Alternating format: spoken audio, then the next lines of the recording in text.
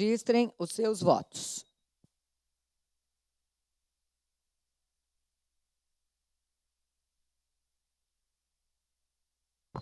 Eu voto sim, senhora presidente. Vereadora Estela Balardim vota sim.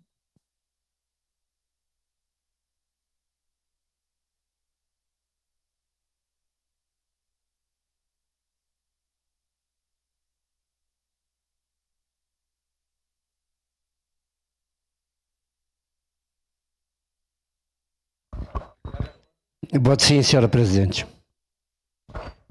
Vereador Camilles vota sim.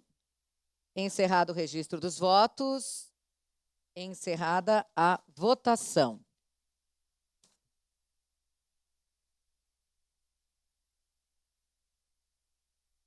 Projeto de lei número 140/2024 foi aprovado por unanimidade das vereadoras e vereadores, com ausência da vereadora Gladys Friso.